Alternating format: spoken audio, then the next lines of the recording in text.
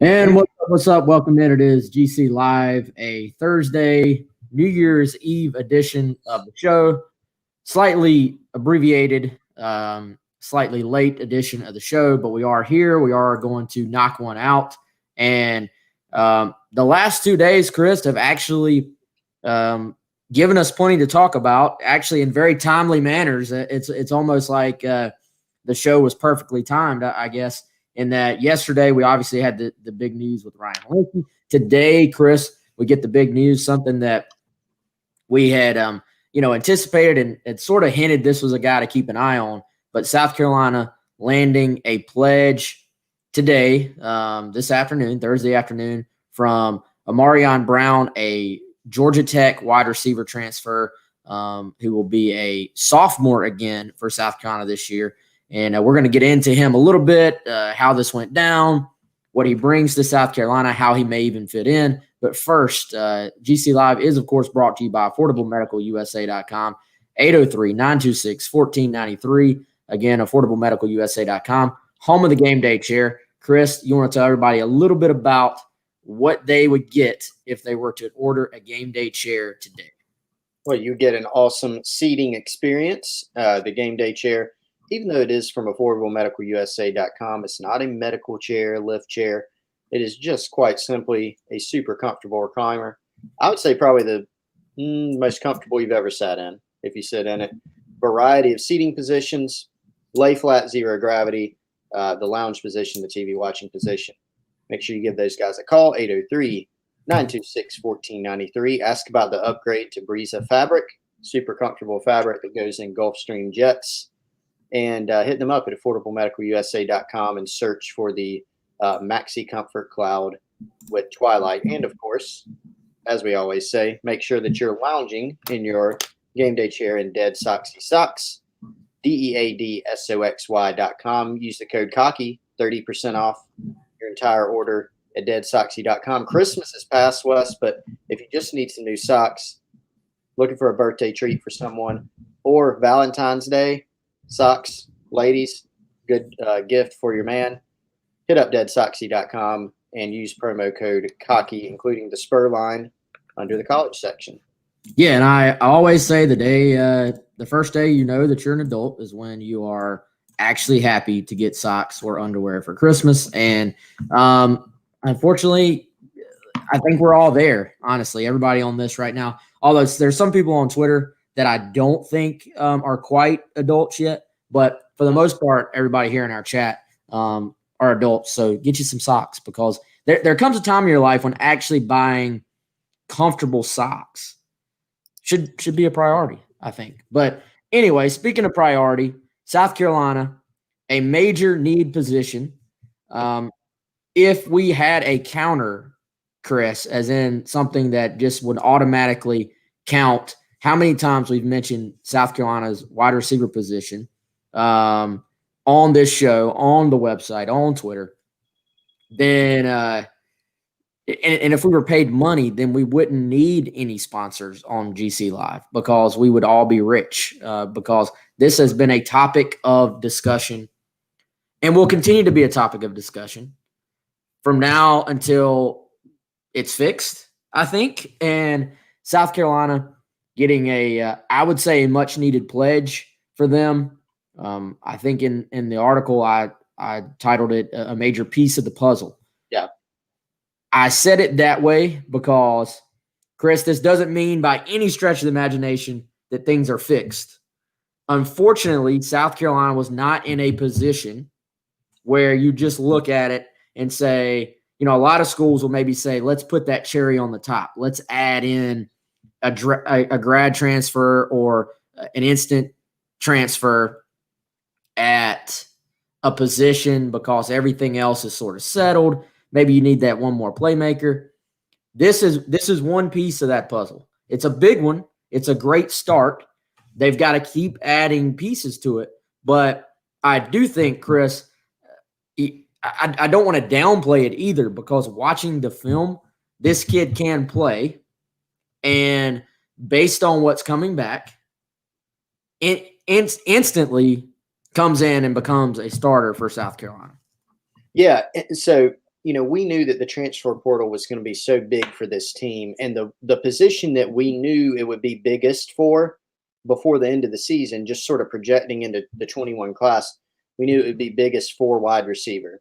Now, as time has gone on, it's become even more critical in the junior college ranks and the transfer portal ranks for linebacker and for defensive back too, right? Because Ernest Jones is going pro. There's questions there. Obviously, some defections in the secondary that you maybe didn't anticipate at the end of the season. But receiver was a big one. So it's a good strategy. We knew, hey, they're going to have to sign some kids from high school, maybe junior college, and they're going to have to hit the portal hard for help at receiver. But one of the biggest questions attached to that, Wes, was, well, that's a good strategy, but a bunch of other schools are going to be looking for one, maybe to add a piece. Like you said, Wes, maybe some blue bloods out there saying, we need one more receiver. We got a hole. South Carolina's got several. They need several receivers probably, arguably, out of the portal. Well, now they have one of those. And so it's a big step for them.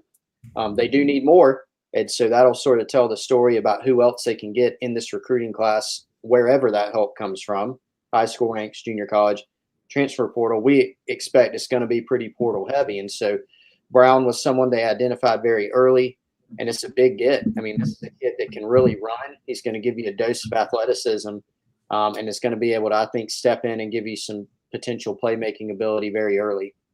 Yeah, and much needed, as we've said. By the way, shout out to our friend Walter. He says, so nice to be here instead of Gamecock Twitter. Walter throwing us a tip. We appreciate that, man. We really do appreciate the support. Always appreciate the tips. Appreciate everybody just taking time out of their day and joining us, honestly. But so, Chris, with that, as you said, many of these slots are going to be spent on these positions of need. South Carolina, unfortunately, right now doesn't have the luxury of sort of just signing the 11 best players that are out there. It's going to have to be they're going to have to be very detail oriented and very careful about where they spend these scholarships as far as the numbers go per position. So basically what you can do, if you're keeping track here at home, is I have wide receiver written down at least 3 times on this list, and it could bloom more than that, I think. You can put a check mark by one of those wide receiver slots, but then you have to put an X at the top, and you have to say 10 slots remaining for South Carolina for the class of 2021. So that takes up a slot. Now you're down to 10, still having in mind, if we're thinking through this like we were, the player personnel guys for South Carolina, now you got 10 spots, and you've got to do the best you absolutely can to fill those spots with impact guys, but at the right positions, right? Yeah. Yeah, and that's where it becomes tough, because you need impact guys at several spots, sometimes as more of a depth addition, sometimes as a potential starting addition, at certain spots, and complicated by what I mentioned earlier, in that you had some sort of maybe unforeseen circumstances with guys leaving. Did we know that Ernest Jones would turn pro after this year? Didn't really expect that, like, heading into the year, but then some factors like coaching change happened, and John Dixon leaves, and Izzy McQuamu leaves, and Jamie Robinson leaves, and we all knew J.C. Horn was gone after this year, but there were some things there that have made this a more difficult proposition. Now, you also got to factor in which seniors are going to come back, that got a free year. There will be some, but they need help at so many different spots, and they need legitimate help, not just let's add a depth guy. The other thing, Wes, is what we were talking about yesterday. Now you look at quarterback with the potential to go into next year with 2 scholarship quarterbacks if Colin Hill doesn't return. And so that necessitates probably going out and finding a quarterback, someone quality enough that can help you, but may not be a guy who's going to be your starter, because Luke Doty, all indications are, going to have a great shot to go into next season as the starter and to keep that job. So now you've got maybe quarterback, which takes a spot. You've got one down, as you said, at receiver, but they need, a couple more at least. Then you look at maybe a D lineman, you look at linebacker, you look at the secondary. So I guess if we're sort of handicapping it, you look at receiver, DB, linebacker, I guess in that order, and definitely somewhere in there maybe grabbing a quarterback at some point. Yeah, and that's sort of it's an ever-changing proposition, I think you're always – it's fluid, I guess is the best way to say it, the best word for it. So you're always looking at sort of where am I at? Where was I at yesterday? But where am I going to be tomorrow? And sort of anticipating some things there. Shout out to, let's see, we got another. I want to get into Brown, but since we got another tip here, Jeffrey Hicklin. What's up, Jeffrey? I don't know that there's a whole lot new on this one since maybe yesterday or the day before. I know, Chris, you've got an update on the site, but Jeff did throw us a 5 spot. It is a Happy New Year edition of the show, so maybe we can throw him a bone. What are you hearing on defensive coordinator, the possibilities of Derek Mason, Torian Gray potentially at DB, and then the wide receiver coach position? Yeah, so we did have an update on all three of those guys yesterday. We're hopeful. I'm hopeful that we'll have a little bit more by tonight. I can't promise it, but we are in that period where some moves are going to start to happen as bowls happen, and obviously there's a couple more of those in the coming days that are going to finish out. But Mason is a guy that we heard yesterday morning was gaining more and more traction. That was heading more and more in that direction. Not done, so to be clear about that. But it could get there, and so hopefully we'll find out a little bit more about that today. Torian Gray is someone who is expected to not be on the Florida staff next year. Florida is probably, from what we hear, even before the bowl game last night, there were just projected to be a lot of defensive changes there, other jobs and things of that nature. And so Torian Gray is someone that obviously has ties to Shane Beamer, time at Virginia Tech, and also played at Virginia Tech under Frank Beamer, and someone that a lot of people down in Florida, even some people around here, have expected to end up on the staff. But what we do have to see, Wes, is we have to see how the defensive coordinator situation shakes out, and see if those moves are perhaps linked. Does Derek Mason, does he sign off on everything? Obviously, there's only one defensive slot that's not the coordinator that's still out there in the open. But those have looked like the two likeliest moves there, even though I don't know that either's done. And then wide receiver coach, the guy that we mentioned in our report yesterday to keep a close eye on, Aaron Moorhead from the NFL Philadelphia Eagles, coaching Alshon Jeffrey there right now, also has experience with Beamer at Virginia Tech, so someone that Beamer, has a lot of familiarity with. Yeah, by the way, shout out to our boy Thomas, throwing a 20 spot at us. Happy New Year to you as well, Thomas. Happy New Year to everybody. Appreciate that, man. Appreciate the tip. Let's go into Ahmarean a little bit and what type of player he is. Got some highlights here. This video is courtesy of the folks at Stadium, so credit to them, courtesy to them. We obviously didn't do this video ourselves, but let's see if I can get this fired up, y'all. Very, very impressive, by the way. I'll just say it like this. This kid can play.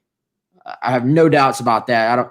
I think, and I'll tell you, man, Chris, with the sort of ever-changing landscape of things, I personally am going to try to be more careful about putting expectations on kids, because whenever they don't live up to those expectations, like year one, some people just flip out, it seems like. But you look at someone who has actually come in and played pretty well at Georgia Tech, as a true freshman. It got dialed back a little bit this past season as far as the number of targets he had, but a kid that is a playmaker. And if I can get this pulled all the way up now, hopefully y'all can see that. But Chris, your initial thoughts on Ahmarean Brown as a player? Well, so he's a guy that has a slot type guy. He has legitimate speed. He's twitchy. But here's something else that I noticed just watching him. He has really good ball skills down the field. He tracks the ball really well, and he catches it pretty naturally as well. There's several plays when you're sort of watching his reel where, he's got to go run the ball down and go track the ball, catch it over his shoulder, run to a spot to get the ball on deep balls, and he does that.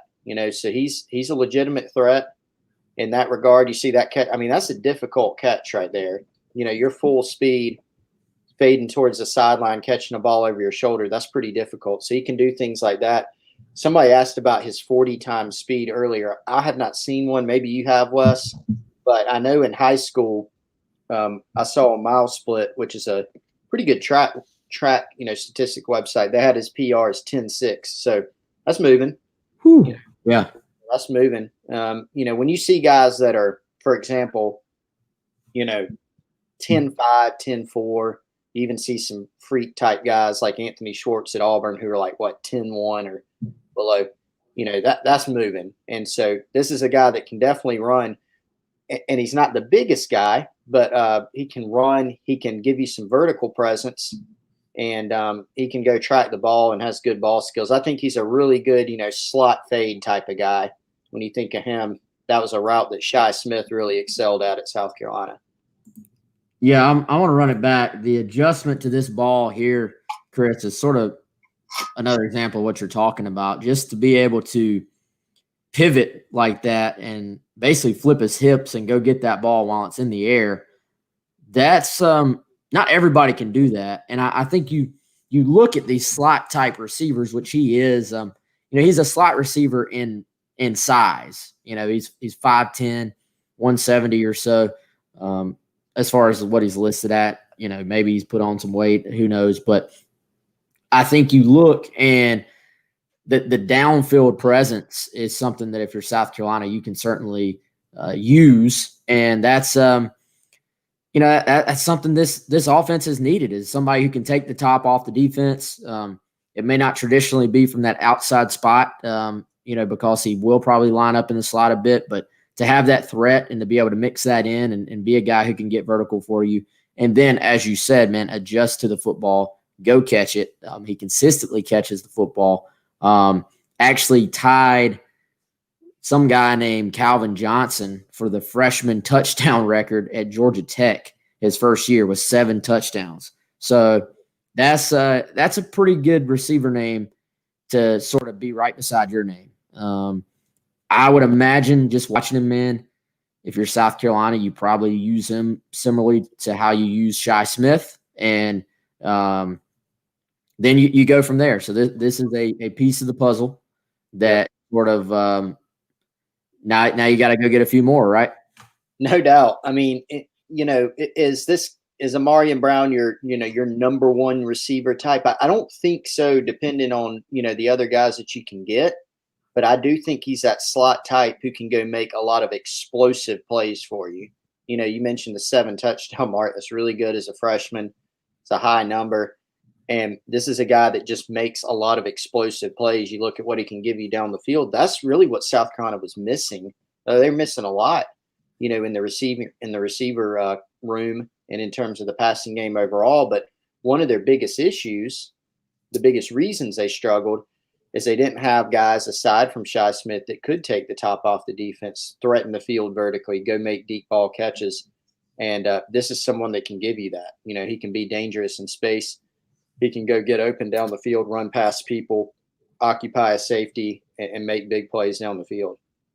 Yeah, and by the way, I think I said this already, but maybe I didn't. He was a sophomore this past season, but actually will be a sophomore again this year because of obviously COVID not counting against anyone's eligibility. So he comes in with basically 3 more years to play if he wants it. So good pickup for South Carolina, a good start, and someone that I am assuming will be on campus. I don't know this for sure, actually, now that I think about it. I'm assuming will be on campus in January. Those guys are reporting here soon. I think it's like January 10th or 11th or so is when the some of the new players initially said they were going to report on January 5th. So that's right around the corner. I know the returning guys have to be back like January 10th or 11th, something like that. So right around the corner for a lot of these kids. Let's see. Shout out to Zachary Barker, throwing a 5-spot our way. Appreciate the tip, Zach. And he says, after watching Oklahoma, Beamer was right to focus on running the ball and play action off of it. Chris, did you watch the Oklahoma-Florida game, or at least enough of it before you started wanting to maybe just sit on your TV and watch the couch as opposed to watching a just awful, boring game because Oklahoma was beating the heck out of Florida?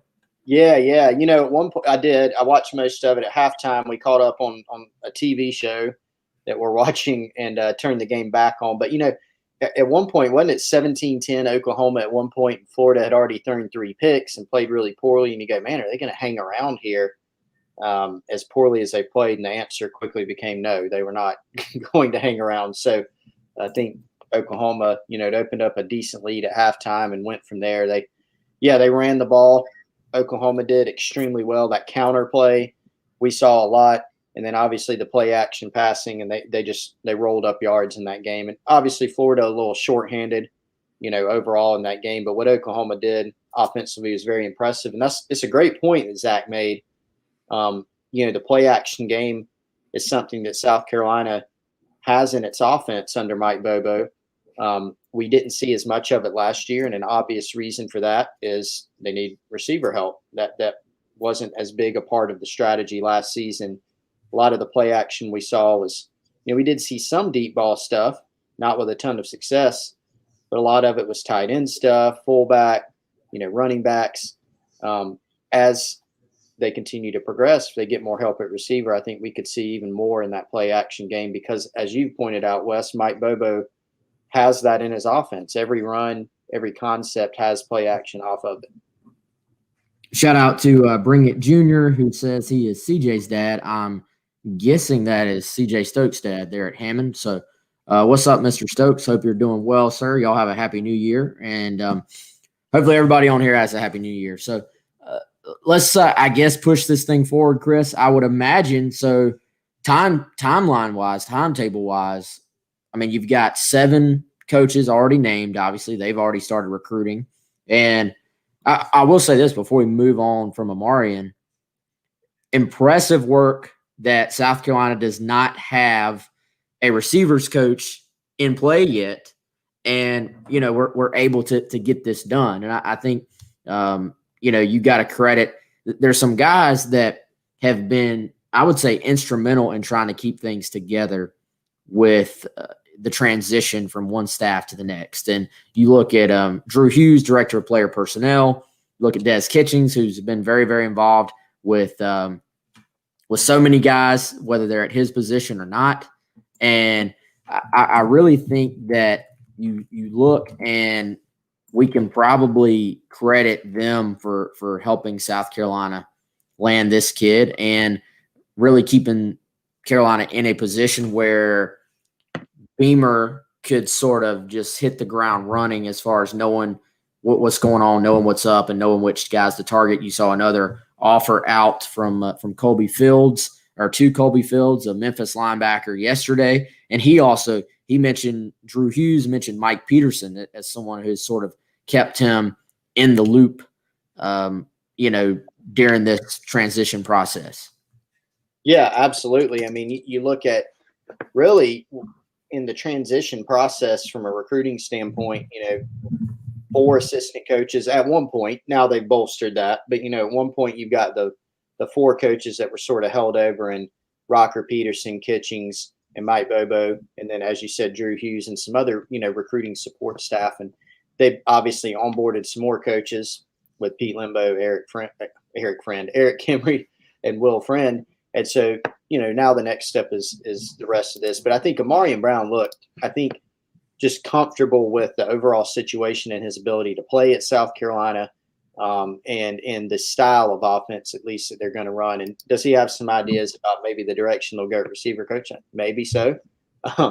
Maybe he's seen some of the names or been told some of the names that we've mentioned also on Gamecock Central. But big pickup. And, obviously we talked about this before, man, a weird situation, right? I mean, the timing of this is very, very strange. And it's never happened. It's never happened where a coach has been hired during a pandemic with an early signing period, with the season pushed out this far, with bowl games and end of regular season. So just a lot of strange times happening. Yes. Sometimes you just can't win. Darren says there should not be this much hype for a 3-star transfer. I don't get it. So I don't really think we're hyping anybody up, honestly. I mean, the kid's good. He's going to come in and play. Nobody's predicting he's going to be the first-round pick in the NFL draft next year. But there's no way to look at his highlights and then look at South Carolina's wide receiver situation and not come to the conclusion that this is a big pickup for South Carolina. You lose your slot receiver who had to be your leading receiver this past year by necessity. Even though, like Chris said, I think with Shi Smith, ideally you wanted maybe an outside guy to be able to step up and be your top, number one receiver, and Shi to be maybe your number two. It wasn't an ideal world for South Carolina this past year. So I think you look, and if you have to look to upgrade, and that's the question for every guy you bring in the transfer portal. You have to ask yourself, does it upgrade South Carolina's situation? And to me, with no Shi Smith, and you look at what is a huge additional hole added into what was already a problem position last year, that has to be filled. And you're not going to find a high school slot receiver, in my opinion, that South Carolina can land that could just come in and have any chance to sort of step right in to that spot. So nobody's overhyping it. I don't see any way this is not a positive for South Carolina.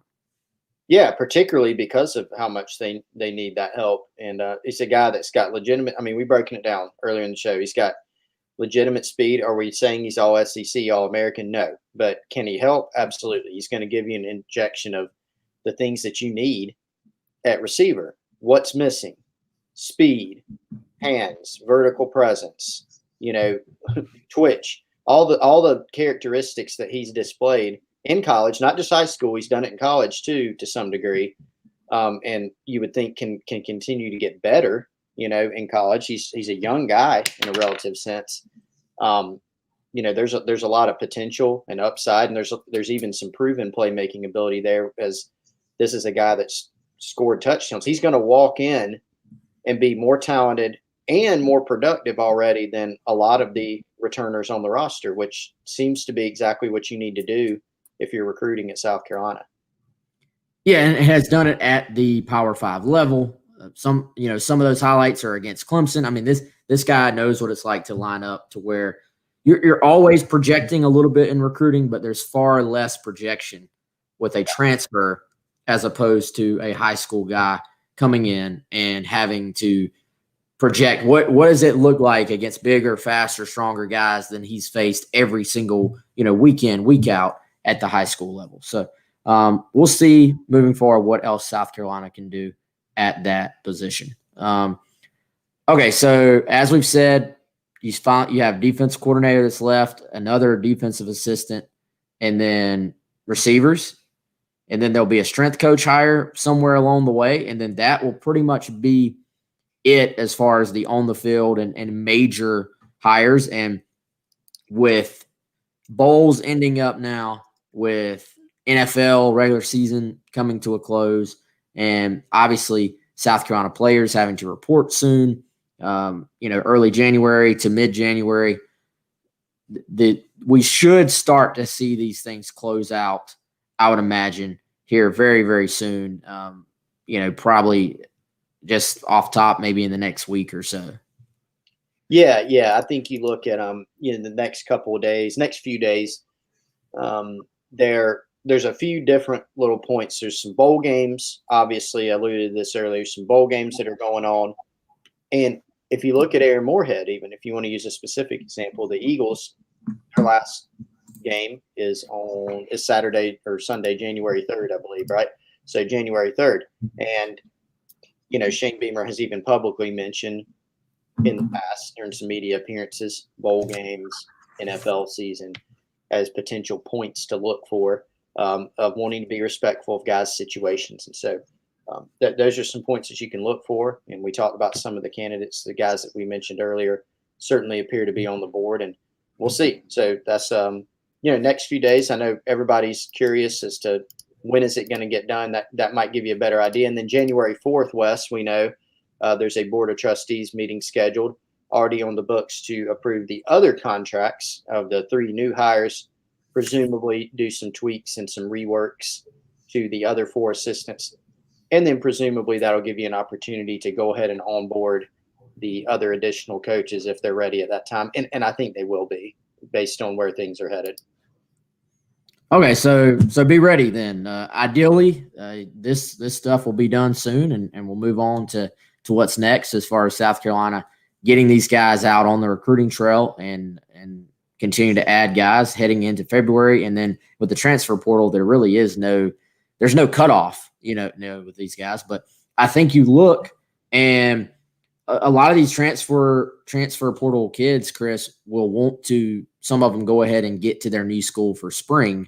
So it could end up being a pretty busy week for any transfer portal guy that has not made a decision, but also, essentially wants to get started at their new school. So that's another potential newsy type thing to keep an eye on moving forward in the next week and a half. All right. I think I got one more note. Okay. What you got? On Ahmarean Brown. Got a tip, and I won't give him credit unless he wants it, because a parent of a current Gamecock commitment has texted me on Ahmarean Brown. I think he must be watching the show. Thank you for watching. And informed me that my information about Ahmarean Brown's 100 time in track was actually wrong. He's actually even faster than 10.6. And I did some research. He ran a 10.4 in 2018 as a junior. In the listen to this, man. The Florida Outdoor State Finals in the 100 for 2A. Listen to the first 3 finishers. Anthony Schwartz from Auburn, who's the fastest player in the country. Tyson Campbell from Georgia, who I think was a 5-star. And Sean Shivers, also from Auburn. We've seen him before. He can move. So Schwartz was a 10.07. Tyson Campbell. That's Chris Clark speed. Yeah, I wish. Tyson Campbell 10.39, Sean Shivers 10.39, and Ahmarean Brown was 10.4 right behind those guys. So some serious speed in that. I'm gonna send this to you, Wes, in case we want to play it later. I'm gonna send this to you. Okay, sweet. Yeah, that's crazy, man. And again, I got something. We've talked about this in a big picture standpoint, Chris. Adding team speed, not just at receiver, in my opinion, across the board, adding team speed has to be a priority moving forward. Now, you can't always, right now, you can't always be incredibly picky. If you have a good football player, you have to take good football players, period. But over time, especially when you start getting into the 2022 class and can start to sort of, be a little bit more picky, I think speed has to be a priority. But, shout out to that Gamecock parent for shooting us that information. And, Ahmarean, sorry that Chris tried to downplay your speed, dude. Yeah, only 10.6. Yeah, only 10.6, which is faster than 98% of the people on the planet, I think. But, all right, man, I think – like I said, shorter show today. No show tomorrow. It's New Year's.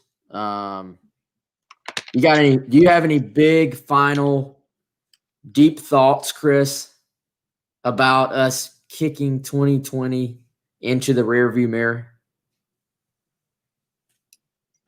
See, I misclicked. No, I did see it. I misclicked.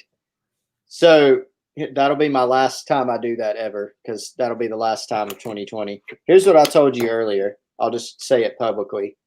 I'm thinking, you asked me if I was staying up tonight and everything. I might just go to sleep at like 9, because we don't need any more hours of 2020. We just need to get rid of it. Let's go to sleep now and wake up anew in 2021. But actually, on a serious note, so with no show tomorrow, on Monday, that will be the 4th. And so we will probably have official, more coaching news. So that may be a really, really good show on Monday. Well, it's always a good show because of our people, but You telling me we're going to have some stuff to talk about again on Monday? we're going to have a lot to talk about, I think. Sweet. Let's go to sleep and wake up on Monday. Let's just skip ahead to Monday because we want to make sure we want to leave a buffer. If it takes a few days to get all the 2020 stink out, let's leave it and move to like January 4th instead of the 1st. Well, I have a hard the thing is the bar that has been set for 2021 to try and clear is the shortest bar in my lifetime. Right. So, man, it can't. Well, I don't want to say it can't be worse, but man, let's get positive and Gamecock Twitter. And this ain't all of you listening, but Gamecock Twitter, y'all, let's take a deep breath and let's please just calm the you-know-what down in 2021. Let's maybe love each other a little bit more. Let's maybe be a little bit nicer to each other. And we can disagree. That's completely fine. But I got a Twitter response to the Ahmarean Brown news that said, well, yeah, because that worked out great the last time. And I was like, it took my stupid brain a second to even process what we were talking about. And I was like, so what is this? Because the last transfer receiver didn't break receiving records this year, that means you should never take a transfer ever again? Like, what? That doesn't make any logical sense.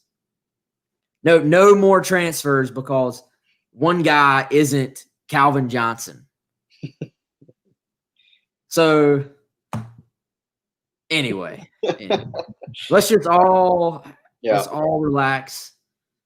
It's going to be okay. It's going to be better. As John says, let's take a deep breath, stay positive for a change, and give Shane Beamer a chance.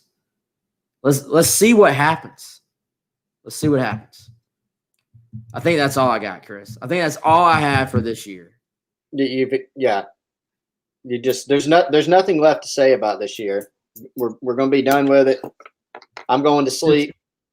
Chris is going to sleep right now. I'm going to sleep right now at 3:12, 3:13, whenever we get off here, and I'll see y'all on Monday. Yeah, and by the way, so there's no football game tonight because of all the COVID cancellations, which I had planned on sitting on my couch and watching some football before the new year drops. But that's why we would expect anything less from this year. I don't know. So we are going to kick 2020 in its teeth, put it behind us, and we're all going to move on to 2021. We're at some great football on January 1. We're going to hang out.